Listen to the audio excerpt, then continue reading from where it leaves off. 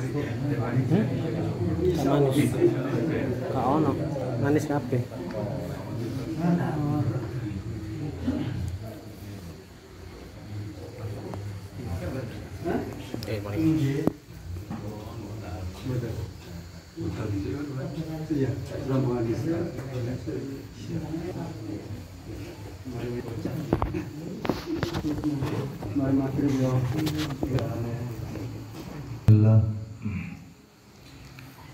Assalamualaikum warahmatullahi wabarakatuh.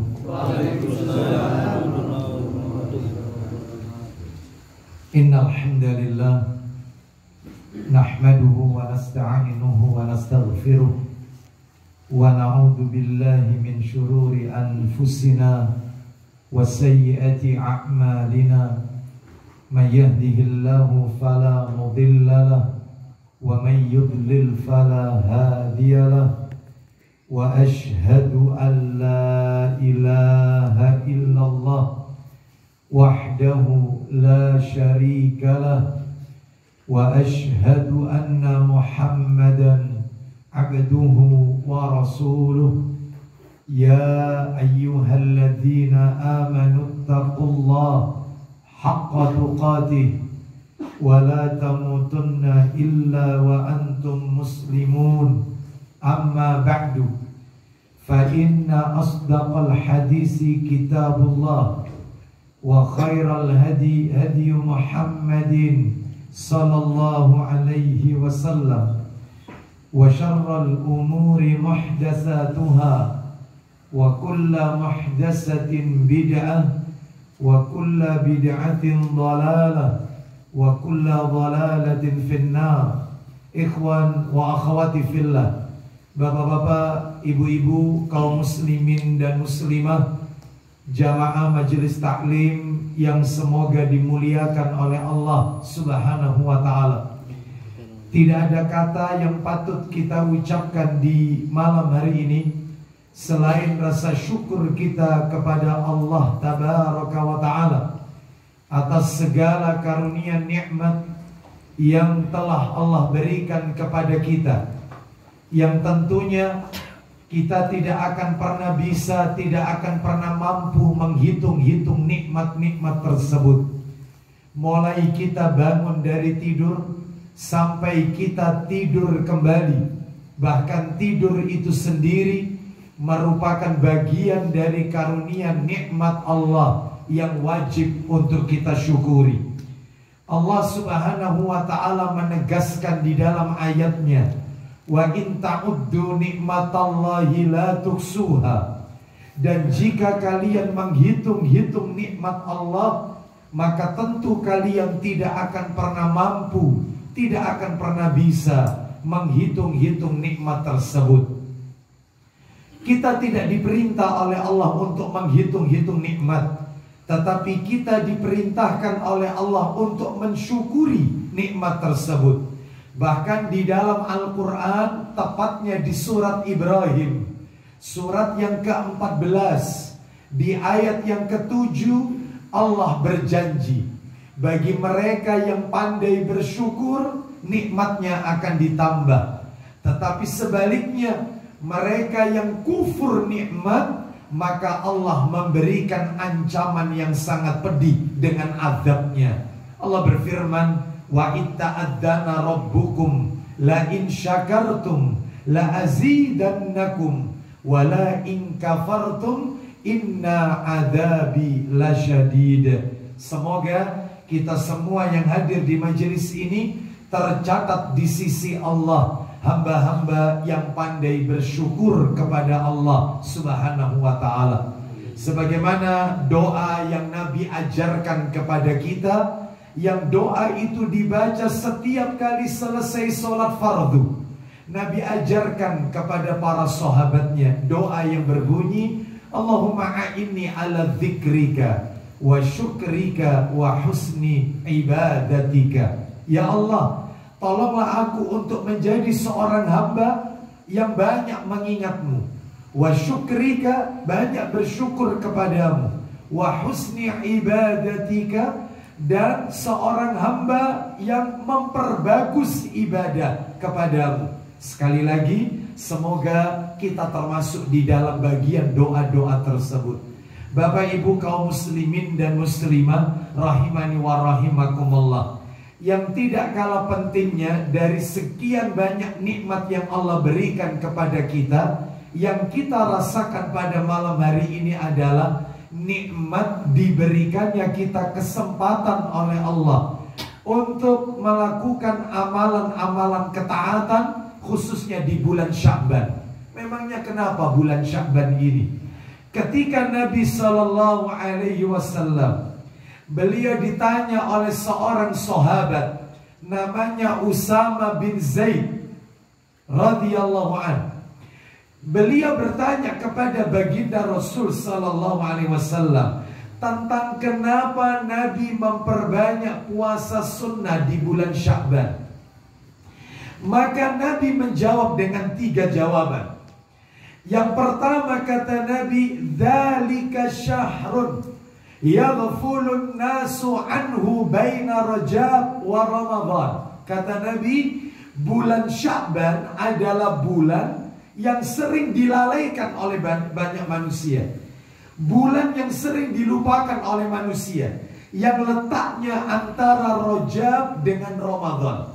Seakan-akan Nabi mengingatkan kepada kita bahwasanya banyak manusia yang mengagungkan bulan Rajab dan mengagungkan bulan Ramadan dengan memperbanyak puasa sunnah, som sunnah. Sedangkan Sya'ban yang ada di tengah-tengah antara Rajab dengan Ramadan, mereka melalaikan, mereka melupakannya, mereka tidak menghidup-hidupkan Sya'ban dengan mengoptimalkan ibadah kepada Allah Subhanahu wa taala. Beda dengan Rajab, beda dengan Ramadan. Makanya nggak kaget kalau di masyarakat kita ada istilah Rejepan atau Rajabiyah atau yang lain. Mereka optimalkan, yaitu di bulan Rajab, apalagi Ramadan yang sebentar lagi akan menyapa kita, diisi dengan tarawih, ya witir, ya tadarus Quran, ya sodaqah, yang memberi makan buka puasa orang yang berpuasa, ya zakat fitr, dan seterusnya. Sedangkan Sya'ban dilalaikan. Seakan-akan kata para alim ulama, sebagaimana dikatakan oleh Al-Hafidz Ibnu Rajab Al-Hambali rahimahullah, beliau mengatakan hikmahnya kenapa Nabi mengatakan Sya'ban ini bulan yang dilupakan orang, dilalaikan manusia. Hikmahnya adalah orang yang suka menghidup-hidupkan waktu, orang yang suka menghidup-hidupkan amalan yang sering dilalaikan oleh banyak manusia, ganjarannya pasti besar. Ganjarannya, pahalanya pasti besar. Contoh tahajud. Di saat sebagian kaum muslimin terlelap dengan tidurnya, ada sebagian kaum muslimin yang menghabiskan waktu malamnya untuk begadang, perbuatan sia-sia. Ada juga, naudzubillah min dzalik, yang menghabiskan waktu malamnya untuk maksiat. Tetapi ada di antara kita yang menghabiskan waktu malamnya untuk ibadah kepada Allah Subhanahu wa taala, untuk sholat, untuk berdoa, untuk meminta kepada Allah Azza wa Jalla. Dia lakukan, dia hidupkan waktu akhir malamnya itu untuk beribadah kepada Allah. Makanya gak usah kaget lagi, satu-satunya sholat sunnah yang tercantum dalam Al-Quran ya cuma tahajud, dan pahalanya besar, maqamam mahmuda, kedudukan tertinggi kelak di hari kiamat di sisi Allah Subhanahu wa taala. Sekali lagi kembali ke yang saya sampaikan tadi. Orang yang suka menghidup-hidupkan amalan yang sering dilupakan orang, pahalanya besar. Contoh pasar. Contoh yang lain ini. Bapak Ibu tahulah bagaimana orang di pasar. Yang mereka ingat itu adalah ya bisnis, perniagaan, jual beli, semua urusan duniawi. Tetapi ada sebagian di antara kita yang ketika masuk pasar tetap mengingat Allah. Di tengah-tengah manusia yang lupa dengan Allah, maka ganjarannya besar. Orang yang mengingat Allah di saat manusia banyak yang lalai. Oleh karena itu, maka ayo kita hidup-hidupkan bulan Sya'ban ini, yang tinggal separuh ini, mungkin kurang 14 atau 13 hari lagi ini sebelum masuk Ramadan, dengan mengoptimalkan ibadah kepada Allah. Alasan kedua, Yaitu di bulan Sya'ban ini. Kenapa Nabi memperbanyak puasa? Alasan kedua adalah, kata Nabi SAW, mohon maaf. Alasan kedua, kata Nabi, turfa'u fihil a'malu ila rabbil alamin. Bulan Sya'ban adalah bulan di mana amalan seorang hamba dilaporkan kepada Allah, Rabb semesta alam. Makanya di dalam Islam ini tentang pelaporan amal, malaikat melaporkan amalan seorang hamba kepada Allah itu ada 3. Yang pertama ada yang setahun sekali, ada. Yang kedua ada yang sepekan 2 kali, seminggu 2 kali. Yang ketiga ada yang sehari 2 kali pelaporan amal itu. Yang pertama ada yang setahun sekali. Kapan? Ya Sya'ban ini. Bulan ini bulan pelaporan amal. Dari setahun yang kita lakukan, amal kebajikan kita dilaporkan kepada Allah Subhanahu wa taala. Lalu yang kedua adalah sepekan 2 kali. Kapan? Senin dan Kamis. Makanya ketika Nabi ditanya tentang puasa hari Senin, Nabi menjawab, hari Senin adalah hari aku dilahirkan, dan hari Senin adalah hari Al-Quran diturunkan. Dan ketika Nabi ditanya tentang hari Kamisnya, Nabi menjawab, puasa Senin Kamis fa'uhibbu an yurfa'a amali wa ana sha'im. Maka aku senang ketika amalku dilaporkan oleh malaikat kepada Allah, aku sedang dalam keadaan berpuasa. Maka itulah kenapa Nabi kok sering Senin Kamis, karena bulan pelaporan, hari pelaporan amal. Ada lagi yang ketiga, pelaporan amal yang harian, sehari 2 kali, yaitu waktu subuh dan waktu asar, di mana malaikat subuh dan malaikat asar mencatat amalan hamba dalam sehari itu, lalu dilaporkan kepada Allah. Sehingga malaikat ketika menghadap kepada Allah, mereka mengatakan, aku tinggalkan hambamu dalam keadaan sholat, dan aku datang dia dalam keadaan sholat. Lalu dilaporkan amalan-amalan yang lain. Oleh karena itu kita berdoa kepada Allah, semoga seluruh amal ibadah kita selama ini, khususnya di bulan Sya'ban ini, semuanya diterima dan diridhoi oleh Allah Subhanahu wa ta'ala. Dan alasan Nabi yang terakhir, kenapa beliau memperbanyak puasa sunnah di bulan Sya'ban, fa'uhibbu an yurfa'a amali wa ana sha'im. Maka aku senang, aku suka ketika amalku diangkat, aku sedang dalam keadaan saum, sedang dalam keadaan berpuasa.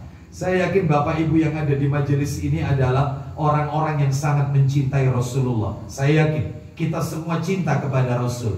Maksud saya begini, ayo jangan sekedar cinta sekedar klaim, pengakuan. Tetapi mari kita buktikan dengan amalan kita. Sebab masih banyak orang-orang di luar sana yang lisannya berkata cinta Rasul, hanya sekedar pengakuan, tetapi tidak terbukti dalam amalan sehari-harinya. Maka kalau mengaku cinta kepada Rasul, cirinya orang cinta itu apa sih? Dia ikut mencintai apa yang dicintai oleh orang yang dia cintai, dan dia ikut membenci apa yang dibenci oleh orang yang dia cintai. Rasul menyukai bulan Sya'ban, memperbanyak puasa sunnah. Ayo kita perbanyak puasa sunnah kalau mengaku cinta kepada Rasul Sallallahu Alaihi Wasallam. Dan apa yang dibenci Rasul kita tinggalkan. Dan itulah hakikat daripada cinta kepada Nabi Sallallahu Alaihi Wasallam. Bahkan katanya para alim ulama, orang itu kalau sudah terbiasa di bulan Sya'ban berpuasa, berarti manfaatnya ada 2. Yang pertama, melatih diri sebelum ketemu Ramadan, sebelum ketemu, yaitu tentang sebelum ketemu perubahan spontan yang akan terjadi nanti di bulan Ramadan. Sebab orang kalau tidak dibiasakan puasa sunnah di bulan Sya'ban, Ramadannya kaget.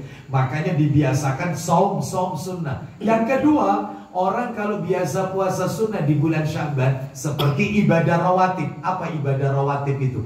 Ibadah yang tidak wajib, yang menempel dengan yang fardu, mengiringi dengan yang fardu.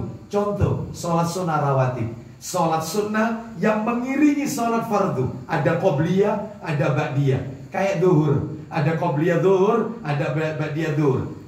Ramadan juga begitu. Ada qobliyah Ramadan, ada ba'diyah Ramadan. Qobliyah Ramadan puasa sunnah di bulan Sya'ban. Ba'diyah Ramadan 6 hari di bulan Syawal. Nah, maka orang yang sebelum Ramadan puasa, setelah Ramadan puasa lagi 6 hari di bulan Syawal, lengkap sempurna sudah, yaitu Ramadannya, karena dia dahului qobliyah dan ba'diyah. Mudah-mudahan Allah memberikan kekuatan kepada kita untuk bisa mengoptimalkan ibadah di bulan Sya'ban yang hampir berakhir ini. Bapak Ibu kaum muslimin dan muslimah rahimani wa rahimakumullah. Malam hari ini kita akan lanjutkan materi kita seperti biasa. Kajian kita setiap tanggal 29. Jika memang tanggalnya ada yang 29 ya, maka kajian kita membahas kitab yang ditulis oleh Imam Adz-Dzahabi rahimahullah, yaitu kitab yang berjudul Al-Kabair, kitab tentang dosa-dosa besar. Dan malam hari ini insya Allah kita akan tuntaskan materi ini, karena dari beberapa kali pertemuan kita, pembahasan tentang muqaddimah, kata pengantar kitab Al-Kabair, malam hari ini adalah poin yang terakhir. Jadi dari muqaddimah itu ada 6 yang kita bahas, 5 sudah kita tuntaskan, tinggal 1 malam hari ini. Apa itu 6 pembahasan itu muqaddimahnya? Yang pertama adalah definisi dosa. Apa itu dosa? Sudah kita bahas ini ya, tidak perlu saya ulang lagi. Yang kedua, dosa dan pembagiannya. Dosa itu dibagi berapa, macamnya apa, dalilnya di mana, itu yang kedua. Yang ketiga, kaidah rambu-rambu cara kita membedakan dosa kecil dan dosa besar. Gimana caranya kita bisa membedakan yang ini dosa kecil, yang ini dosa besar? Ya, Ustadz syirik itu dosa besar. Saya nggak tanya, Ustadz zina itu dosa besar. Bukan itu masalahnya. Kenapa Anda katakan syirik dosa besar? Tidak Anda golongkan dosa kecil? Itu pertanyaannya. Makanya ada rambu-rambunya, supaya kita tahu. Sehingga ketika kita membahas sebuah dosa, yang ini besar, yang ini kecil. Kenapa? Karena ada kaidahnya, ada undang-undangnya, tata caranya, mengkelompokkan, mengklasifikasikan. Dan itu sudah kita bahas waktu itu. Itu materi ketiga. Materi yang keempat adalah indikasi-indikasi, tanda-tanda yang kecil bisa jadi besar. Awalnya dosa kecil, lama-kelamaan bisa jadi dosa besar. Apa indikasinya? Kalau tidak salah waktu itu saya sebutkan 3. Ya, salah satunya dari 3 itu, kalau yang melakukan dosa itu seorang tokoh, ustadz, kiai, ulama. Awalnya dia melakukan dosa kecil, tapi karena dicontoh sama umatnya, maka jadilah dosa jariah, numpuk terus, sehingga menjadi besar. Karena dia panutan umat soalnya. Awalnya kecil. Makanya ada beberapa indikator, indikasi awalnya dosa kecil jadi besar. Nah itu, sudah kita bahas ini. Dan materi yang berikutnya adalah materi yang kelima. Ini yang terakhir, beberapa waktu yang lalu, pertemuan terakhir kita, yaitu dampak buruk perbuatan dosa dan maksiat. Orang itu kalau dikit-dikit maksiat, dikit-dikit berbuat dosa, entah dosa mata, entah dosa telinga, entah lisan, entah tangan, entah kaki, entah dosa hati, dosa nyata maupun dosa yang batin. Dosa dohir itu kan syirik, zina itu dosa dohir. Kalau dosa batin itu sombong, riya, sum'ah, hasad, iri, dengki, takabur, congkak, arogan. Ini semua ini dosa-dosa batin. Nah, apa dampak buruknya orang kalau suka melakukan dosa? Kira-kira apa yang akan menimpa pada dia? Dan ini pun juga sudah kita sampaikan, sehingga hari ini kita akan bahas materi yang ke-6, materi penutup dari muqaddimah, yang insya Allah kalau ini sudah tuntas, berarti kalau Allah pertemukan kita pada kajian berikutnya, insya Allah ketemu Mei, insya Allah. Karena April kita masuk Ramadan, disibukkan dengan tarawih. Dan Mei yaitu pertengahan Idul Fitri. Sedangkan di akhir bulan, insya Allah kalau tidak benturan dengan musola nuansa ubalan ya, maka akan ada kajian tanggal 29-nya. Maka kita nanti itu masuk dosa besar yang pertama, yaitu syirik. Nah, macamnya apa, terus kira-kira di masyarakat kita bentuk-bentuk syirik itu ya apa, kira-kira model-modelnya. Ya, syirik zaman now lebih berat daripada syirik jadul zaman dulu ya, seperti itu. Nah itu masuk nanti yang pertama. Kita tuntaskan malam hari ini Materi keenam. Apa yang keenam? Tips kiat-kiat agar tidak sering-sering melakukan dosa. Apa kiatnya supaya kita tidak sering-sering melakukan dosa? Dikit-dikit dosa, tobat dosa lagi. Habis tobat lagi dosa. Terus begitu, supaya dosa tidak terulang. Apa tipsnya kira-kira? Nah, kiat-kiatnya. Ternyata Bapak Ibu, setelah kita kumpulkan berdasarkan dalil di dalam Al-Quran dan hadis-hadis Nabi SAW, dan juga perkataan para ulama, tips kiat-kiatnya ada 7 Bapak Ibu. 7 kiat agar dosa tidak terulang. 7 kiat agar dosa tidak terus-terusan kita lakukan. Nah, apa saja itu? Yang pertama, yaitu, dan ini disebutkan yang paling utama, ranking 1. Apa dia? Harus menuntut ilmu. Orang kalau tidak punya ilmu, maka jangan harap hidupnya akan selamat. Maka dia akan mengarah kepada kesesatan.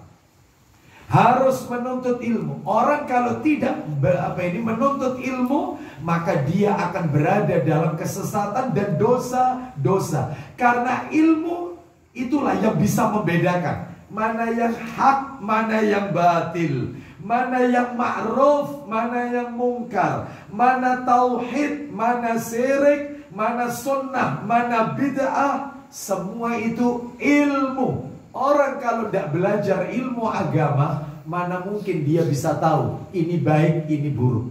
Nah, harus menuntut ilmu. Thalabul ilm. Ya, Bapak Ibu sekalian rahimani wa rahimakumullah. Sampai-sampai katanya para alim ulama, betapa pentingnya nuntut ilmu ini. Jadi beramal, ya berilmu sebelum beramal. Ya, ilmu dulu baru ibadah. Jangan beribadah dulu baru ilmu. Bukan. Startnya harus ilmu dulu, baru kemudian dia beribadah. Sehingga apapun yang dia lakukan itu ada dasarnya. Sebab orang itu kalau beramal, orang itu kalau beribadah, nggak boleh pakai dalil sing penting api. Bukan. Ibadah itu harus tauqif. Tauqif itu qala Allah wa qala Rasul. Jelas rujukannya. Ya. Ibadah itu bukan mengikuti kebanyakan orang. Bukan. Ya. Jadi Bapak Ibu jangan mengira keberhasilan dakwah itu karena banyaknya mayoritas. Bukan. Jangan kaget nanti di hari kiamat ada seorang nabi, kata Rasulullah SAW, ada seorang nabi yang masuk surga sendiri, gak punya pengikut, sendiri. Jalan di hari kiamat nanti masuk surga sendiri, di belakangnya gak ada siapa-siapa, gak punya pengikut. Apakah nabi ini gak sukses dakwahnya? Sukses. Karena ukuran kesuksesan dakwah bukan banyaknya pengikut. Karena bukan itu kebenaran ukurannya. Ukuran kebenaran itu sekalipun sedikit, tapi mereka istiqomah di jalan yang hak. Maka itulah yaitu inti daripada suksesnya, yaitu berdakwah. Contoh Nabi Nuh alaihissalam berdakwah 950 tahun, yaitu punya pengikut 9 orang. Berarti rata-rata setiap 100 tahun punya satu. Bayangkan 950 tahun. Bayangkan cuma pengikut 9. Masya Allah ya. Oleh karena itu ini menunjukkan kepada kita pentingnya kita menuntut ilmu sebelum beramal. Punya ilmu sebelum beribadah. Saya tunjukkan betapa pentingnya nuntut ilmu ini. Di antaranya yaitu bisa kita lihat, yaitu perkataan Umar bin Al-Khattab radhiyallahu anhu. Perkataan sahabat Umar bin Al-Khattab radhiyallahu an, riwayat Tirmidzi. Apa kata beliau radhiyallahu an? Ya saya bacakan aja ya. Saya bacakan aja. Yaitu dalam riwayat Tirmidzi, Umar bin Khattab radhiyallahu an berkata, "La yabi' fi suqina illa man qad naffaqaha fid din." Kata beliau radhiyallahu an, jangan berjualan di pasar kami bagi mereka yang gak paham ilmu agama. Jangan berdagang di pasar kami mereka yang tidak punya ilmu agama. Bayangkan Bapak Ibu, urusan dagang saja harus punya ilmunya. Lihat, pedagang kalau gak punya ilmu, berbisnis, berniaga, berjualan gak punya ilmu, satu, akan terjebak riba. Yang kedua, ngurangi timbangan. Yang ketiga, jual belinya terindikasi syubhat. Yang ketiga, jual belinya terindikasi gharar. Ya, belum lagi ada pihak yang didolimi, transaksinya tidak berkah, misalnya itu. Makanya kalau tidak punya ilmu, jangan berdagang, kata Umar bin Khattab. Sebab kalau dia tidak punya ilmu terus berdagang akan menyebabkan kedoliman-kedoliman. Misalnya contoh tentang satu barang dua harga. Ini ada pembahasannya ini. Kalau kontan sekian, kalau dicicil jadinya sekian. Itu ada itu. Gimana kredit emas, emasnya dikreditkan. Ya. Ada lagi yang trading emas, macam-macam. Makanya orang kalau nggak punya ilmu, jangan terjun jadi pedagang. Katanya ulama, kalau urusan dagang saja disuruh berilmu, apalagi urusan ibadah yang lain. Ya, termasuk puasa Ramadan yang sebentar lagi kita hadapi ini. Nggak punya ilmu, gimana puasa yang benar, sahur yang benar bagaimana? Ya, seperti itu berbuka yang benar bagaimana? Seperti itu terawih yang betul bagaimana? Ya, mengeluarkan zakat fitr itu yang betul bagaimana? Ya, apalagi dikait-kaitkan dengan yang sifatnya kontemporer, yang di zaman Nabi nggak ada, tapi di zaman kita ada. Puasa tapi yang kontemporer. Contohnya, Ustadz, hukumnya orang puasa nanti divaksin, Ustadz.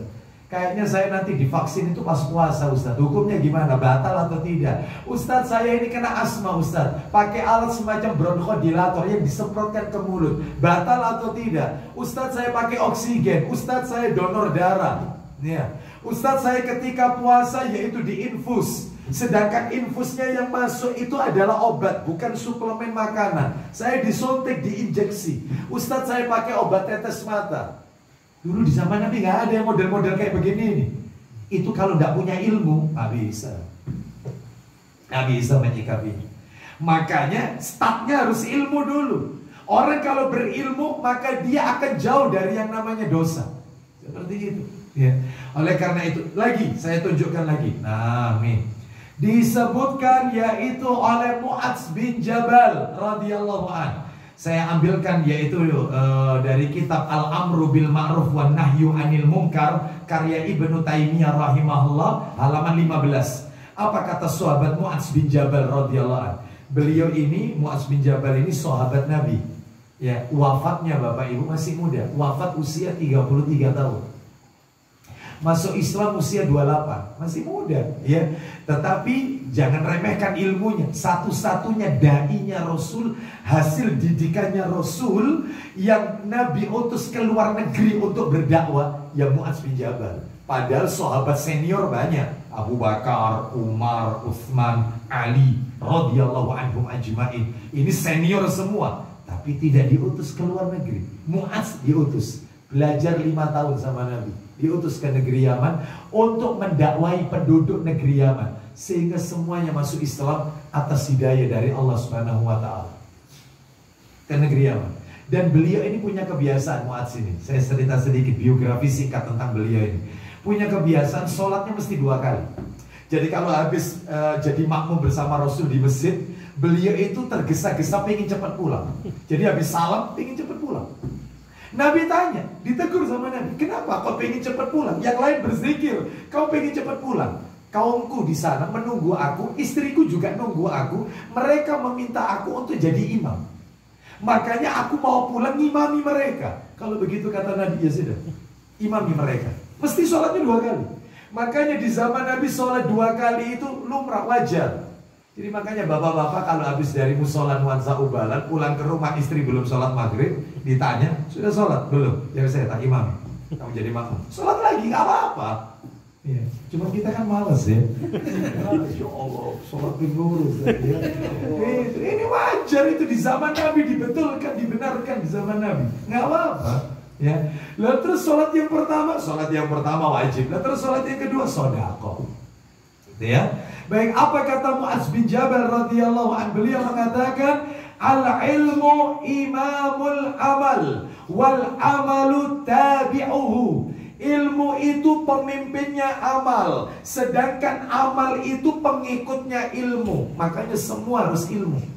Semuanya harus berilmu. supaya tidak terkena dosa. Contoh lagi, saya bacakan lagi perkataannya Umar bin Abdul Aziz rahimahullah. Umar bin Abdul Aziz rahimahullah.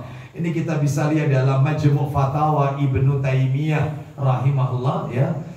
Di juz yang kedua halaman 383. Jadi begini kata beliau, man abadallaha bi ghairi ilmin kana ma yufsidu aktsara mimma yuslih. Orang yang beribadah kepada Allah yaitu tanpa ilmu, maka dia lebih banyak merusak daripada memperbaiki. Lebih banyak rusaknya daripada memperbaiki. Bapak Ibu sekalian, rahimani wa rahimakumullah. Mohon maaf ini, ya mau tidak mau harus kita akui. Kita saja, mohon maaf kalau sholat ini ya. Kita sholat itu mesti baca surat Al-Fatihah. Mesti baca surat Al-Fatihah. Surat Al-Fatihah sehari kita baca minimal 17 kali. 17 kali minimal itu, karena subuh 2 rakaat, duhur, asar, maghrib, isya 17 rakaat, tiap rakaat baca Al-Fatihah. Karena rukun ini, rukun sholat. Itu minimal, belum qobliyah, ba'diyah, belum tahiyatul masjid. Semakin banyak Al-Fatihah yang kita baca. Uniknya, di dalam surat Al-Fatihah ini ada kalimat yang berbunyi firman Allah, ihdinas siratal mustaqim. Tunjukilah kami ke jalan yang lurus. Jalan yang lurus yang dimaksud ini jalannya siapa? Ayat berikutnya menjawab, siratal ladzina an'amta alaihim.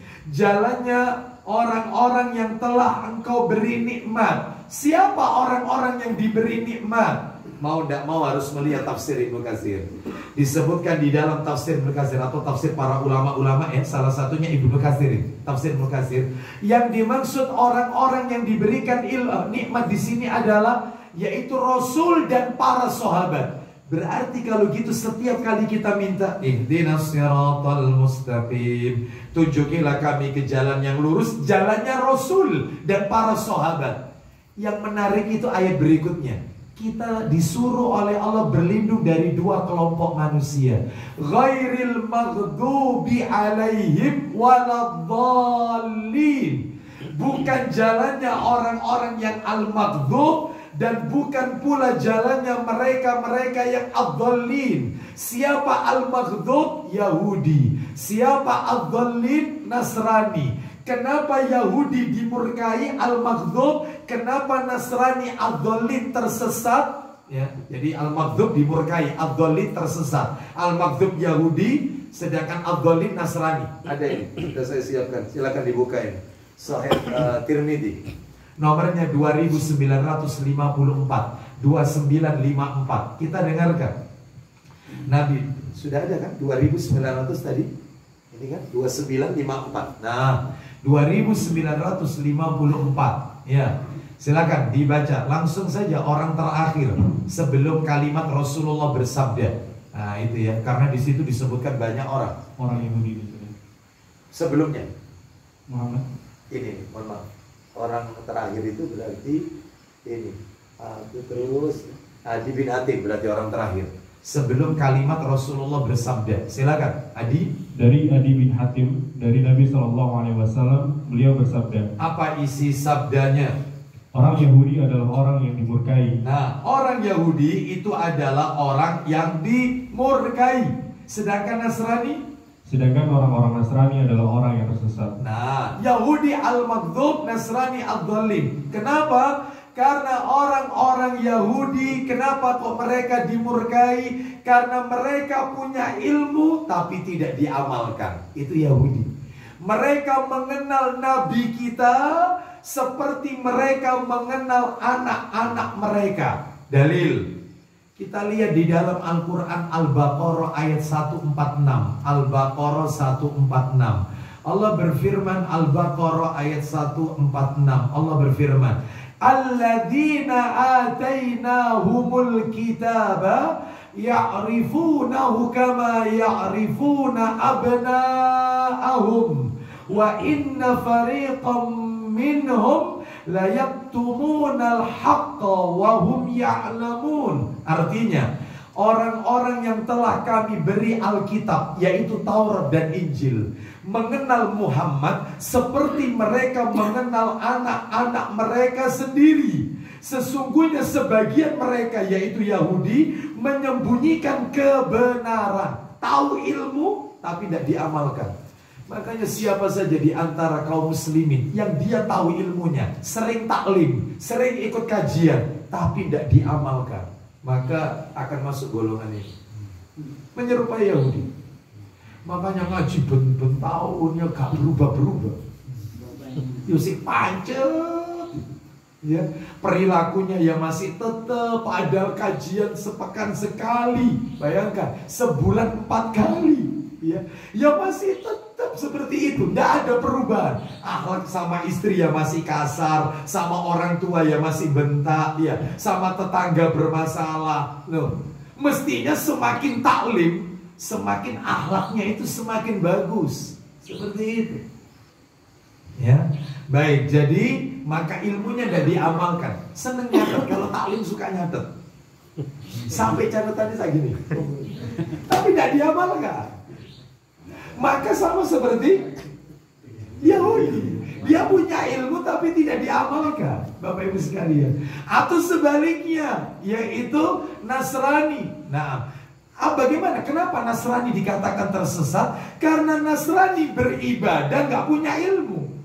Iya, contoh kesesatan Nasrani, mereka punya konsep Trinitas. Bayangkan, padahal Isa alaihissalam sudah mengatakan di surat Al-Maidah ayat 72. Dia mengatakan, sembahlah Allah Tuhanku dan Tuhan kalian. Tapi mereka memakai konsep Trinitas, Tuhan Bapa dan macam-macam lah, dan seterusnya. Mereka tidak menjadikan Allah sebagai satu-satunya sesembahan. Makanya mereka tersesat. Makanya kalau ada orang Islam, kaum muslimin, ibadahnya nggak pakai ilmu, yang penting api, ya, daripada nganggur, daripada nggak ada dalil. Nggak ada dalil ini. Nggak ada. Ketika ditanya, di mana dalilnya? Ada nggak contoh dari Rasul? Loh ya, saya tahu Ustaz, saya tahu memang nggak ada. Rasul nggak pernah ngajarkan, memang nggak ada dalilnya. Tapi kan apa salahnya Ustaz? Ya, bukan apa salahnya. Rasul itu diutus oleh Allah untuk jadi panutan. Ya, kalau begitu, kalau Anda beribadah, berinovasi dalam beribadah, berkreasi dalam ibadah, ngapain Rasul diutus? Ya, oleh karena itu maka berilmu. Orang kalau berilmu maka dia tidak akan terkena yang namanya dosa, karena dia sudah tahu mana yang baik, mana yang buruk, mana yang hak, mana yang batil. Baik, jadi ini tips yang pertama, harus menuntut ilmu. Tapi ada nggak penuntut ilmu itu juga masih melakukan dosa? Ya, seperti itu. Penuntut ilmu masih melakukan dosa. Banyak. Berarti apa seperti ini? Berarti ilmunya hanya sekedar, yaitu di permukaan, tidak membekas sampai ke hati dan tidak diamalkan. Ya, baik Bapak Ibu sekalian. Kadang-kadang banyak orang nuntut ilmu itu, ya, nuntut ilmu itu cuma seneng rame-rame aja. Ada ya, gerutu. Apalagi Ustadz kibar. Ustadz kibar ini Ustadz terkenal, ya. Misalnya kalau Ustadz kita ya Ustadz Syafiq, Ustadz Khalid, jamaahnya kan banyak, ya. Senengnya itu sama talim, sama Ustadz Syafiq. Wah, gerutu. Ya. Begitu dia, ada apa mau? Sudah. Ada lagi yang lagi ngetren sekarang, taklimnya itu kepingin foto sama ustadznya. Di foto, Ustaz ya. Ustaz sama Pak Ustadz kibar, Ustadz terkenal, ya, Ustadz kita, masya Allah ilmunya. Foto, bukan diambil ilmunya beliau ini, bukan. Foto nanti dikirim status. Loh, ada kajian. Awak dewe iki. Coba fotonya sama, Pak Ustaz sama. Allah kabeh. Masya Allah. Ya. Tetapi tidak diambil ilmunya. Nah itu.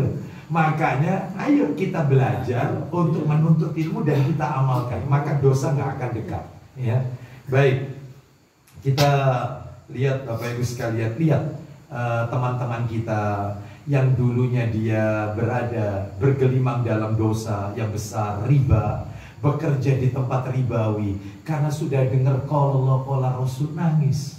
Akhirnya ditinggalkan pekerjaan, padahal posisinya sudah enak, ini mapan sudah, menjanjikan sudah, ditinggalkan. Ya, ditinggalkan. Kenapa? Berarti membekas. Ya, membekas dalam dirinya dan dia kepingin mencari yang halal, menghabiskan sisa umurnya untuk yaitu sesuatu yang baik. Kita lanjutkan nomor 2. Supaya tidak sering-sering melakukan dosa. Ya, itu. Yang kedua adalah ingatlah selalu tentang kematian mendadak. Lagi ngetren sekarang mati mendadak. Mati tanpa didahului sakit, mati tanpa didahului sebab, meninggalnya mendadak. Ya. Apa katanya Nabi? Disebutkan di dalam hadis. Sayang kitabnya tidak saya bawa ini. Yaitu di dalam hadis, riwayatnya riwayat At-Tabrani. Di dalam kitab Sahih Jami'us Shaghir, hadis nomor 5889, jilid 3, Sahih Jami'us Shaghir. Hadis ini disahihkan oleh Syekh Albani rahimahullah. Yarhamukallah. Kita lanjutkan. Apa sabda Nabi? Nabi mengatakan, inna min amaratis sa'ah an yadhara mautul faja'ah. Sesungguhnya tanda-tanda kiamat, kiamat itu sudah mulai dekat apabila sudah banyak orang yang mati mendadak, mati tanpa sebab, mati tanpa sakit, mendadak meninggal. Dulu-dulu orang kalau meninggal seperti ini, selalu dokter mengatakan jantung. Jantung, dulu. Ya, sekarang keren, bukan jantung lagi. Orang meninggal mendadak masih muda, tidak tua usianya, padahal jaga kesehatan. Sekarang lagi ngetren itu semenjak adanya COVID ini, ada istilah apa itu? Intinya itu kekurangan oksigen dalam darah. Nah, kekurangan oksigen dalam darah. Oh, seperti itu. Sampai disuruh beli alat apa itu untuk mengetahui kadar oksigen dalam darah kita. Kalau di atas 90 sekian persen katanya bagus, tapi kalau di bawah mengkhawatirkan. Macam-macam lah. Ya, itu kan medis, tapi menurut hadis bukan itu. Orang kalau meninggal mendadak berarti kiamatnya semakin dekat. Semakin dekat. Mestinya kita harus selalu ingat ini. Ada orang yang sehat walafiat, rajin menjaga kesehatan, bahkan dia pun makan betul-betul dijaga. Bayangkan, ternyata meninggal usia muda. Ada orang yang sakit-sakitan sampai yang jenguk bosen, mati-mati. Ada tidak? Berarti umur rahasia siapa? Allah. Yang tahu hanya Allah Subhanahu wa ta'ala, ya, yang tahu hanya Allah. Oleh karena itu kita tidak tahu siapa di antara kita ini yang akan dipanggil oleh Allah Subhanahu wa ta'ala. Bisa jadi panjenengan dulu saya yang terakhir, atau saya terakhir panjenengan duluan. Gitu ya.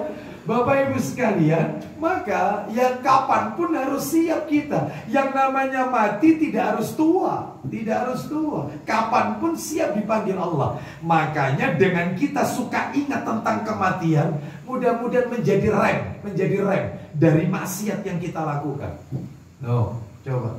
Apalagi mohon maaf. Ada orang itu yang mengawali hidup itu dengan sesuatu yang baik, tetapi mengakhirinya dengan sesuatu endingnya tidak baik.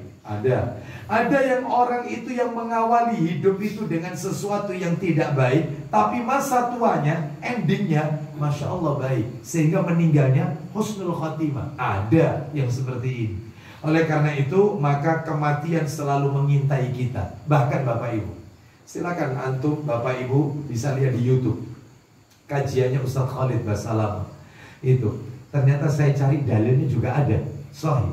Jadi ternyata kata Nabi SAW, malaikat maut itu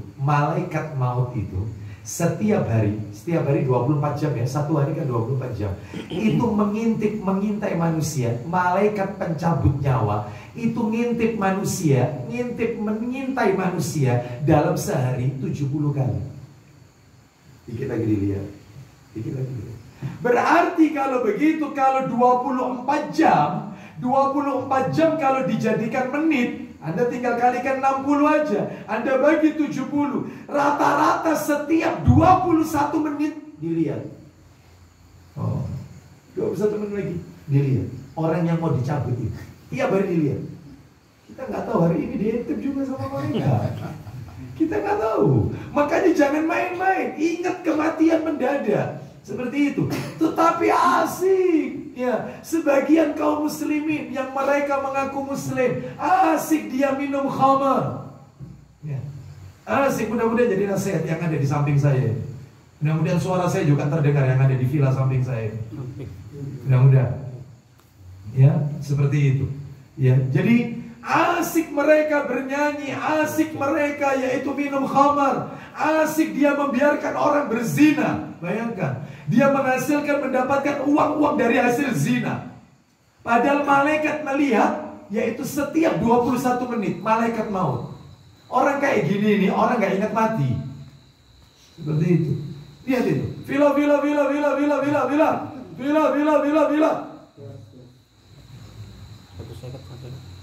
Ayo, ada di sini ya? Nggak ada kan? Hanya. Nggak di sini yang hadir. Ada kok. Ada. Yang hadir sudah ada. Bila. Tanya, apa tanya? Buku nikahnya. Mana buku nikah? Tanya. Enggak, yang penting oleh fulus. Betul tidak? Iya. Seperti itu. Ya, hati-hati. Ya, hati-hati. Malaikat mengintai terus. Kita tidak tahu umur kita sampai kapan. Ya, seperti itu. Jangan berbuat dosa. Maka orang kalau ingat mati, maka akan menjadi rem ya dari maksiat yang dia lakukan. Maka kalau orang terus-terusan mabuk, terus-terusan berzina dan seterusnya, berarti dia nggak ingat mati, dia merasa hidup selama-lamanya. Baik, ya kita doakan mudah-mudahan dapat hidayah dari Allah Subhanahu wa taala. Kita lanjutkan yang ke berapa sekarang? Tiga. Yang ketiga, Bapak Ibu sekalian, rahimani wa rahimakumullah. Sebentar, saya tambahkan untuk dalil yang nomor 2 itu. An-Nisa, saya tambahkan An-Nisa, surat An-Nisa. Ayatnya 78. Mari kita dengarkan surat An-Nisa ayatnya 78. An-Nisa 78. Ainama takunu yudrikkumul mautu walau kuntum fi burujim musyayyada. Lihat, apa kata Allah Subhanahu wa taala? Dimanapun kamu berada, kematian akan mendapatkan kamu, kendati pun kamu berada di dalam benteng yang tinggi dan kokoh. Meskipun dia sembunyi, tetap akan menghampirinya. Ya. Baik, sekarang yang nomor 3, tipsnya nomor 3, ingat, setiap dosa pasti akan dihisap oleh Allah Subhanahu wa taala. Semuanya akan dihisap, dimintai pertanggungjawab oleh Allah Subhanahu wa taala. Mana dalilnya? Dalilnya yaitu disebutkan di dalam Al-Qur'an surat 15 ayat 92. Surat 15 itu surat apa? Betul, sahih, Al-Hijr. Ayatnya 92, Al-Hijr 92. Fa wa rabbika lanas'alannahum ajma'in. Maka demi Tuhanmu kami pasti akan menanyai mereka semua. Semua akan ditanya oleh Allah. Semuanya akan dihisab.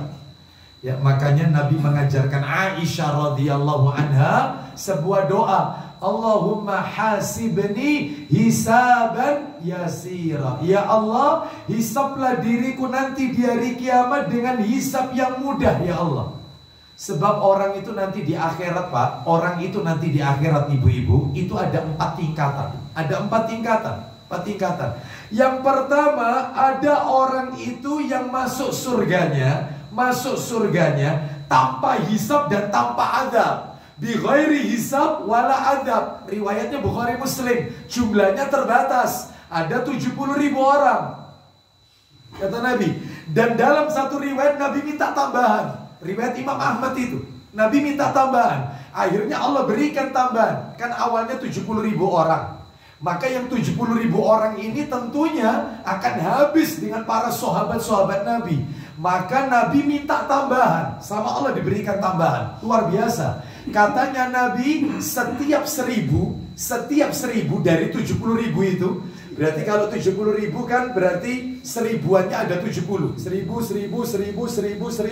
Berarti ada 70. Setiap 1000 ini di bawahnya 70.000 lagi.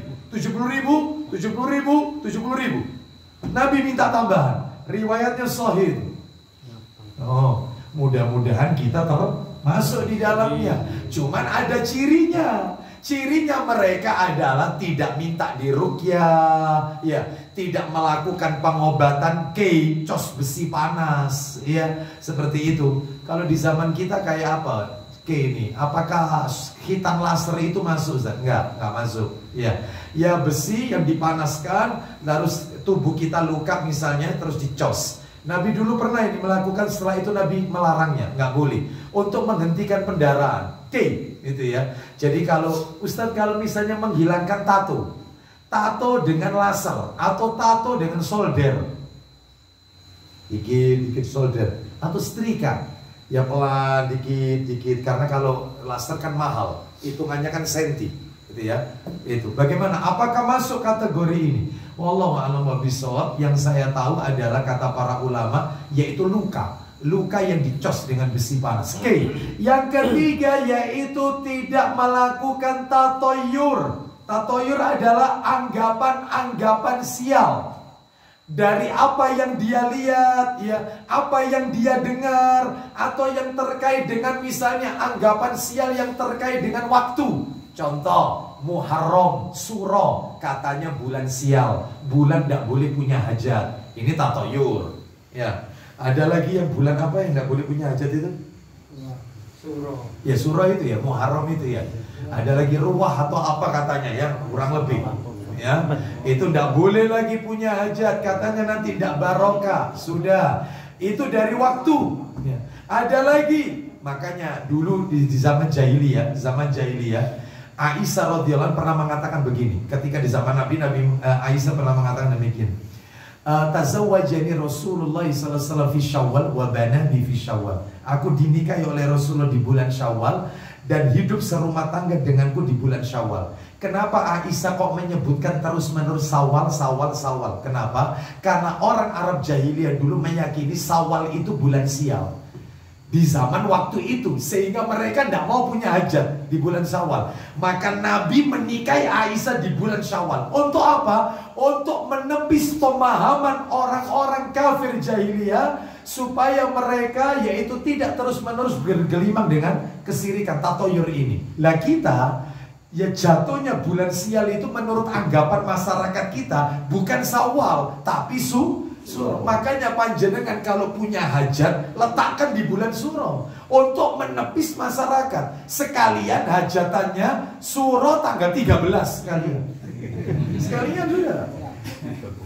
Ya, karena mereka beranggapan angka 13 itu juga angka sial. Makanya di perumahan-perumahan nggak ada rumah nomor 13, semuanya 12A.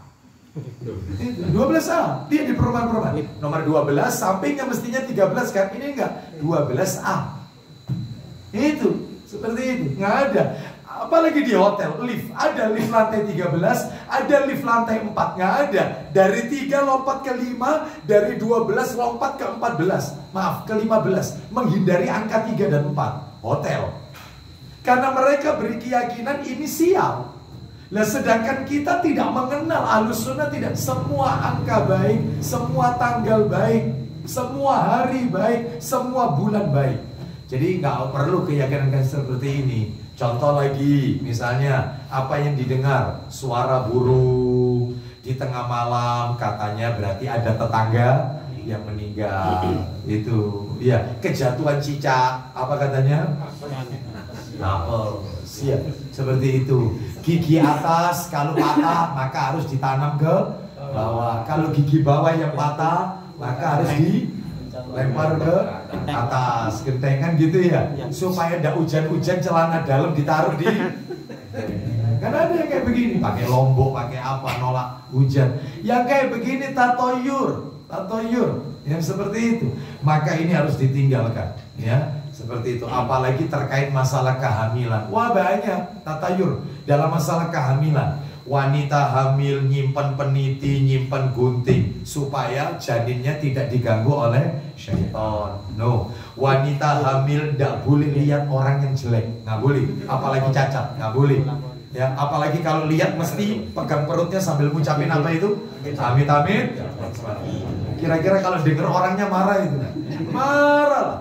Nggak boleh seperti ini. Ya, nanti ketika hamil dibacain surat Yusuf, dibacain surat Maryam. Kenapa? Supaya kalau anaknya lagi ganteng seperti Nabi Yusuf, kalau lahir perempuan cantik seperti Maryam. Ya lihat bapak ibunya. Kalau bapaknya ganteng, ibunya cantik, kurang lebih seperti itu. Makanya Nabi mengatakan, nikahi wanita itu karena kecantikannya, untuk perbaikan. Tetapi itu bukan jaminan ternyata. Jaminannya itu ya karena agama, karena akhlak ibadahnya. Itu. Baik, jadi tatoyur. Terus yang keempat, mereka bertawakal. Nah ini tingkatan nanti di akhirat yang pertama. Jadi ada orang nanti di hari kiamat masuk surganya nggak pakai diperiksa, nggak pakai mendapatkan adab, set langsung surga. Jumlahnya tadi itu sudah saya sampaikan tadi. Ciri-cirinya sudah saya sampaikan tadi. Yang nomor 2, lah ini agak turun dikit. Ada orang nanti di hari kiamat yang masuk surganya harus diperiksa dulu catatan amalnya, alias dihisab. Makanya Nabi ngajarkan doa kepada Aisyah radhiyallahu anha tadi, Allahumma hasibni hisaban yasira. Hisablah diriku ini dengan hisab yang mudah. Jadi diperiksa dulu sholatnya, zakatnya, puasanya, hajinya, semuanya diperiksa, amalan-amalannya. Setelah itu dia tetap masuk surga, karena ternyata pemberat timbangan amal kebajikannya lebih berat daripada timbangan dosanya. Masuk surga. Lah yang ketiga, na'udzubillah, turun derajatnya. Ada orang nanti di hari kiamat, kelompok ketiga, yang dia tetap masuk surga, tetap layak masuk surga, tapi harus ngincipi neraka dulu. Harus diadab dulu untuk dicuci dosa-dosa yang pernah dia lakukan, terutama dosa yang kaitannya dengan hakul adami, hak-hak anak Adam. Ngambil uangnya orang, korupsi, mendolimi orang, ngambil makan hartanya anak yatim, makan hartanya fakir miskin. Ya diadab dulu. Berapa lama? Wallahu a'lam. Tapi layak tetap masuk surga. Masuk surga. Kenapa? Karena imannya. Makanya kitabnya tidak saya bawa tadi, Sahih Muslim. Nabi mengatakan nomor 154, Sahih Muslim 154. Kata Nabi, yaitu ada orang itu yang dikeluarkan dari neraka selama dia pernah mengucapkan la ilaha illallah, meskipun itu hanya selevel biji gandum. Terus kemudian Nabi bilang akan dikeluarkan dari neraka orang yang di hatinya ada la ilaha illallah meskipun hanya seberat beras. Terus Nabi bilang lagi, akan keluar dari neraka orang yang di hatinya masih ada la ilaha illallah meskipun selevel debu yang kalau kita pegang gak terasa ini. Ustadz, sebentar, ada biji gandum, ada beras, ada debu. Berarti maksudnya orang itu tambah menipis, imannya tambah menipis. Itu kenapa? Ya karena maksiat. Makanya iman itu bisa naik, bisa turun. Menurut ahlu sunnah, al-imanu yazidu wa yankus. Yazidu bit-ta'ah wa yankus bil maksiyah. Iman bisa bertambah karena ketaatan, dan iman bisa drop, menipis sampai seberat debu, ya karena dosa maksiat. Tapi tetap layak masuk surga karena dia pernah baca syahadat, masih ada kalimat tauhid. Katanya ulama, berarti Ustadz kalau begitu berarti imannya masih melekat, masih, tapi levelnya tipis karena banyaknya dosa. Iya, berarti orang itu tidak pernah melakukan perbuatan yang membatalkan keislaman. Iya, jadi dosanya semakin banyak, banyaknya dosa menipiskan kadar imannya tadi. Dosa yang dilakukan bukan dosa pembatal keislaman. Maksudnya dia tidak pernah syirik, ya, dia tidak pernah syirik menyekutukan Allah. Zina, zina, khomer ya khomer, sudah. Durhaka kurang ajar dengan orang tua dia lakoni, sudah. Judi ya judi, syirik enggak. Maka imannya masih ada, tapi tipis karena banyaknya dosa. Makanya layak masuk ke surga. Lah yang nomor 4, kelompok keempat, na'udzubillah min dzalik, summa na'udzubillah min dzalik, yaitu golongan yang keempat, orang nanti di hari kiamat yang dia masuk neraka khalidina fiha abada, kekal permanen, tetap, tidak mungkin keluar. Siapa orangnya? Cuma 3. Penduduk neraka yang kekal abadi permanen. Sampai-sampai kata Allah dalam Al-Quran diibaratkan, yaitu seperti tidak mungkinnya onta masuk ke lubang jarum. Apa bisa onta masuk ke lubang jarum? Gak bisa. Seperti itulah 3 orang ini masuk ke surga. Gak akan mungkin. Siapa 3 orang itu? Penduduk kekal permanen, gak mungkin keluar dari neraka. Tetap selamanya, gak mungkin keluar, gak mungkin masuk surga. 1 kafir, 2 musyrik pelaku syirik, 3 munafik. Ini 3 orang ini. 3 orang ini. Nah, itu Bapak Ibu. Nanti masalah munafik kita akan bahas nanti kesempatannya, itu dosa nomor 2 itu nanti setelah syirik. Jadi Bapak Ibu sekalian, ini menunjukkan itu. Ustadz, saya kok pernah dengar cerita ada Ustadz bilang begini dalam ceramahnya itu. Nanti di hari kiamat seorang anak nuntut bapaknya, bapak ibunya sudah di surga, anaknya masuk neraka. Si anak nuntut, ya Allah, saya masuk neraka ini gara-gara orang tua saya tidak mengajari saya. Maka orang tuanya yang sudah enak-enak di surga dikeluarkan oleh Allah, dimasukkan ke neraka, mengikuti anaknya karena tidak berhasil didik anaknya. Benar Ustaz? Salah. Dusta, nggak ada ceritanya dari surga keluar masuk neraka, nggak ada. Yang ada itu dari neraka masuk ke surga. Jadi jangan dikibuli oleh hadis-hadis hoax, hadis riwayat Facebook,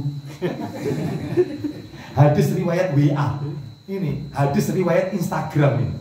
Ini nggak benar yang kayak begini ini. Yang benar itu dari neraka masuk ke surga, bukan dari surga keluar masuk neraka. Nggak ada ceritanya, nggak ada. Ya, jadi jangan terkecoh, hati-hati dengan dongeng-dongeng seperti ini, dusta ini semua ya. Baik, mudah-mudahan kita semua termasuk penduduk surganya Allah bi ghairi hisab wala adab, tanpa dihisab dan tanpa diadab. Lanjut, jadi pasti dihisab. Nomor 4, jangan dekat sama area maksiat. Oh tidak, jangan dekat. Sudah tahu itu area maksiat malah didekati. Jangan ya, jangan dekat-dekat seperti itu ya. Jangan dekat dengan area maksiat. Mana dalilnya? Coba Mas dibuka Mas, yaitu kitab Sahih Targhib wa Tarhibnya Mas. Nomornya ya jilid 6. Nomornya 3151. 3151. Kita dengarkan awalannya aja. Hadisnya panjang tapi nggak usah dibaca semua. Saya butuh yang awalnya aja. Ya, insya Allah Bapak Ibu pernah mendengar hadis ini. 3151. Ketemu ya? Silakan Mas dibaca. Dari mana dulu hadis itu? Silakan. Dari Abu Sa'id Al-Khudri radhiyallahu anhu bahwa Nabi sallallahu alaihi wasallam bersabda. Apa isi sabdanya? Silakan. Pada umat sebelum kalian terdapat seorang laki-laki yang telah membunuh 99 jiwa. Nah, Bapak Ibu pernah dengar hadis ini? Jadi dulu, di zaman dulu Bani Israel ada orang. Sampai situ aja Mas. Insya Allah Bapak Ibu semua sudah pernah dengar ini ya. 99 orang. Oh bayangkan ya. Lalu dia bertanya kepada yaitu rahib Yahudi, pendeta Yahudi. Dia mengatakan, aku sudah bunuh 99 orang. Apakah masih ada kesempatan untukku pintu taubat? Katanya si rahib, maklum, tidak punya ilmu. Dijawab, terlalu banyak dosamu sehingga taubatmu gak akan diterima. Daripada ganjil digenapi sekali. Dibunuh si pendeta ini. Jadi berapa? Si tukang jagal membunuh 100 nyawa, menghilangkan 100 nyawa. Wih, 100 ini mengalahkan yang Jombang itu. Berapa Jombang? Ya waktu itu pernah viral kan, berapa orang yang dia bunuh itu ya.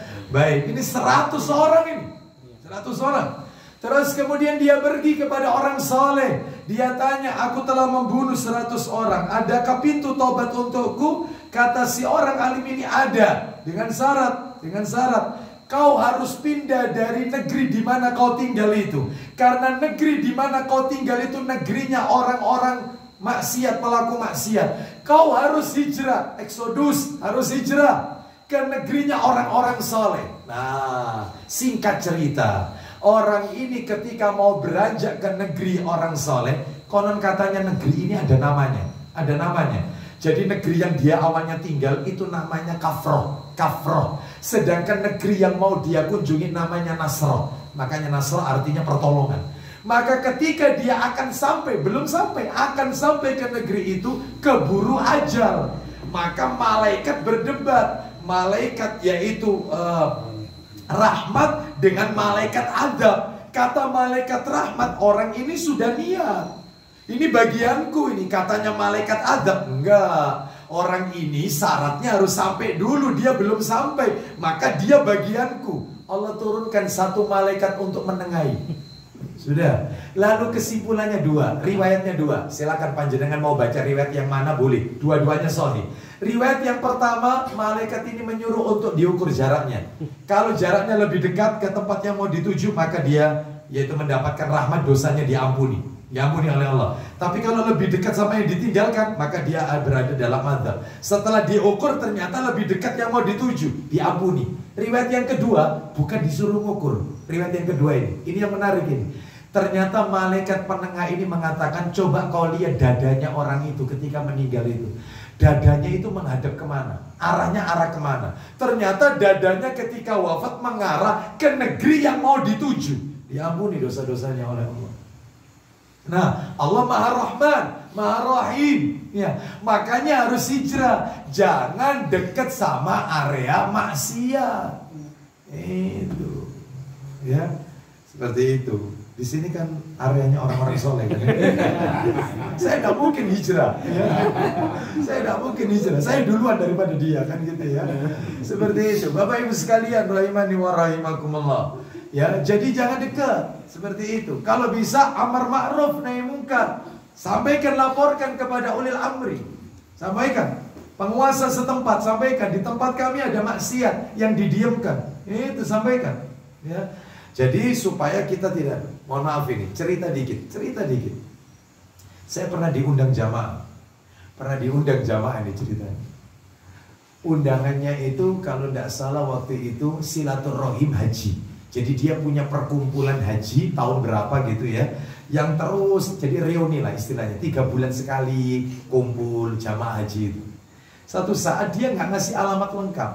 Lah, dia hanya mengatakan, yaitu Ustadz pokoknya nanti Ustadz kalau sudah sampai Islamic Center, Ustadz Islamic Center Duku Kupang, Ustadz berhenti telepon saya, nanti saya arahkan. Daripada nanti, waktu itu belum ada Google Map, belum ada. Lama ini kejadiannya ini, lama ini. Begitu saya telepon, saya sengaja naik motor, karena naik mobil nanti putar baliknya kalau keliru ribet nanti. Naik motor paling aman. Sudah, begitu tak telepon, iya, nah Ustaz di mana? Depan Islamic Center. Ustaz terus mentok belok kanan, Ustaz. Mentok belok kanan. Anda sudah nyanda ini kemana? Ini jangan-jangan ada yang berlangganan. Enggak ada yang tahu. Belok kanan. Nanti Ustaz lihat kiri jalan 500 meter lah kiri jalan, nggak sampai 500. Pokoknya satu-satunya di situ ada pos gardu warna merah. Nah Ustaz nanti berhenti di situ. Saya tak keluar. Oh baik. Begitu saya tambah maju, kok banyak rumah-rumah kaca, terus perempuan-perempuan, la ilaha illallah, ini tempat zina ini yang namanya Doli waktu itu ya, belum ditutup waktu itu, Bu Risma belum ada waktu itu ya, belum ditutup. Astagfirullahaladzim, akhirnya betul ada, berhenti tukang parkirnya, bos parkirnya bos, barangannya bos. Saya bilang, saya di sini niat ngaji, bukan niat maksiat. Oh Pak Ustadz, acaranya sebelah sana Pak Ustadz. Astagfirullah. Begitu saya ketemu orangnya, Anda tinggal di sini. Iya. Anda punya anak? Ya punya Ustadz. Punya putra, punya putri Ustadz. Anda tinggal di sini punya anak, apalagi punya anak perempuan di daerah tempat ini. Anda harus hijrah di tempat ini. Bagaimana mungkin Anda setiap hari dengar musik, Anda keluar rumah lihat wanita, buka-bukaan aurat. Terus gimana ya haji Anda? Insya Allah mabrur Ustaz. Ya kayak begini nih. Ya, harus pindah tempat dari area maksiat. Sebab kalau tidak, maka itu akan mengundang dosa mata, dosa. Sudah. Seperti itu. Makanya hati-hati ya. Tidak boleh berada di satu lokasi yang di situ adalah maksiat. Jangan dekat dengan area maksiat. Lanjut yang nomor 5, jangan salah mencari teman. Oh iya, selektif kalau cari konco. Harus selektif. Termasuk teman kajian. Ya. Sebab ada teman kajian itu justru dia tidak fokus taklim. Ini orang temennya taklim nyadet gitu ya, taklim. Ini temennya dikit-dikit nunjukkan. Gila, pusing ini. Real Madrid. Nanti buka lagi, temennya nyadet gitu juga. Sehingga nggak fokus. Ya, ada tak orang tanya kepada saya, Ustaz, saya kalau saya diginikan terus sama teman sebelah saya waktu taklim, dia mau nunjukkan apa? Jadi Ustaz nggak bisa tenang dia ini. Boleh nggak Ustaz saya mengucapkan A'udzubillahi minasyaitonir. Boleh nggak kira-kira? Boleh nggak? Bapak Ibu sekalian, dia jangan ya, doakan, nasihati dia bahwasanya menuntut ilmu harus fokus ya, dan dengarkan, resapi, dan kalau bisa diamalkan ya, berupaya untuk diamalkan semaksimal mungkin ya. Baik, jadi jangan salah mencari teman. Mana dalilnya? Silakan dibuka Ustaz. Ayo dibuka Mas. Nomornya, saya target jilidnya jilid 5 ya. Nomornya agak ke belakang 3064 3064 3064. Ayo. Mau jam 9 ini.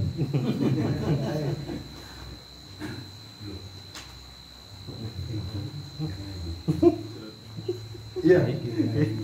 Silakan, ayo, silakan. Dari Abu Musa radhiyallahu anhu bahwa Rasulullah sallallahu alaihi wasallam bersabda, apa isi sabdanya? permisalan teman bergaul yang baik dan teman bergaul yang jelek adalah seperti penjual minyak wangi dan pandai besi. Tuh, penjual minyak wangi dan pandai besi. Saya singkat aja. Kalau penjual minyak wangi berarti kemungkinannya 3. Berteman sama penjual minyak wangi kemungkinannya 3. Kemungkinan pertama, dia beli parfum itu setelah dibeli dipakai ke tubuhnya, wangi. Kemungkinan kedua, dia nggak beli, tetapi dikasih testernya sama yang punya toko. Ini produk baru, ini yang baru, ya.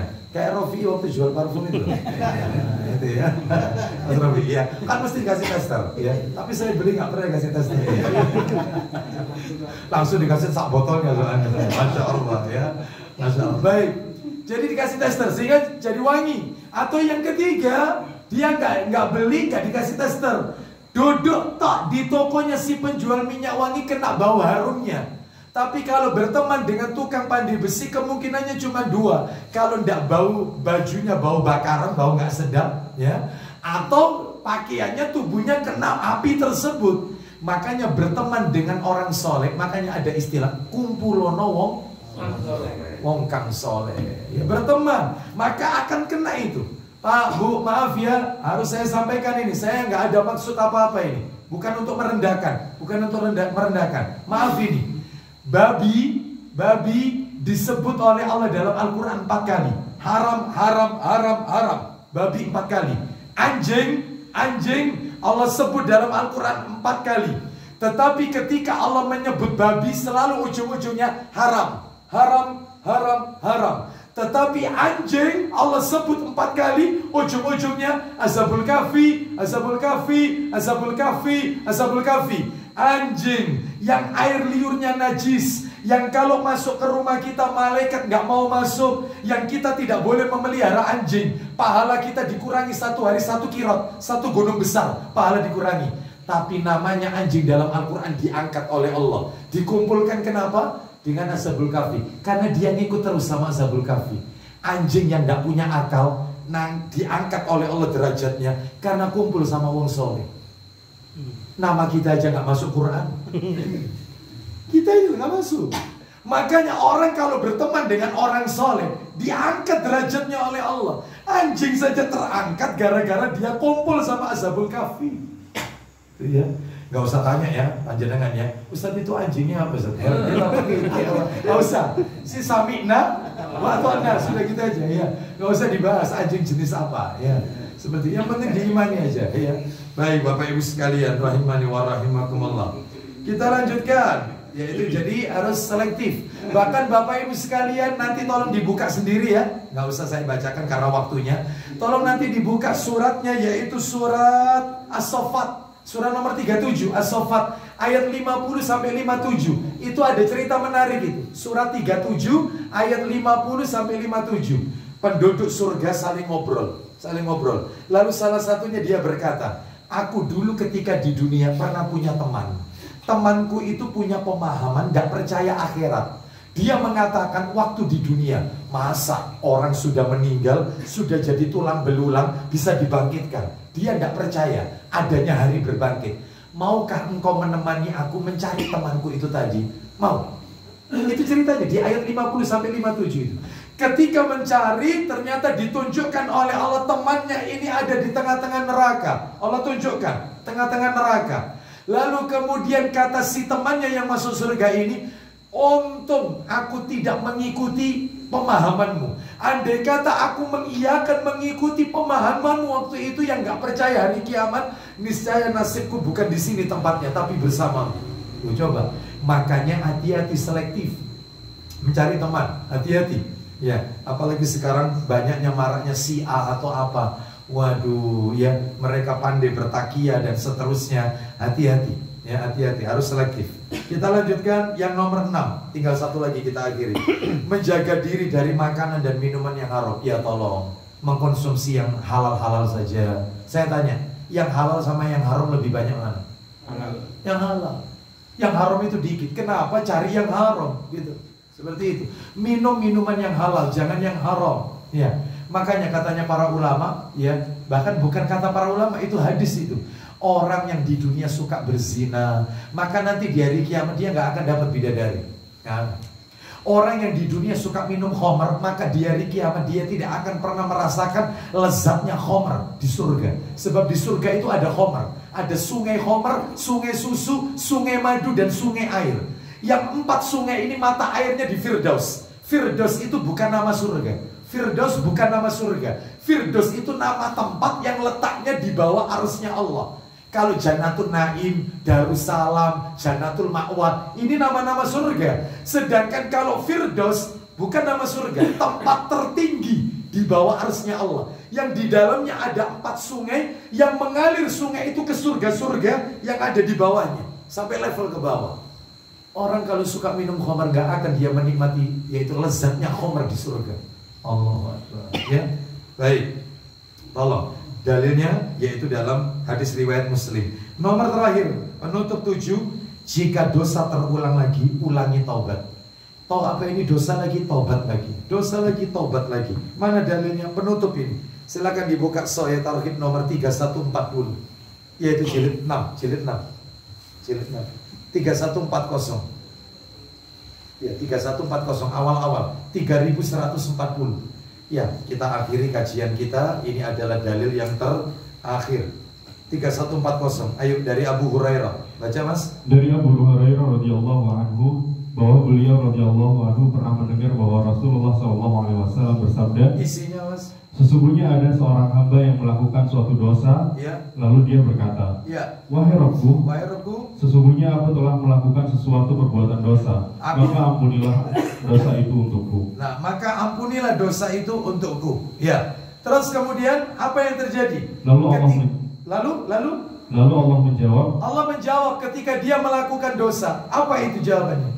hambaku ini tahu bahwa dia memiliki Rabb yang mengampuni dosa dan juga menyiksa karena dosa. Lalu kemudian setelah itu apa yang Allah lakukan kepada hamba tersebut? Silakan. Lalu Allah mengampuninya. Ya, silakan.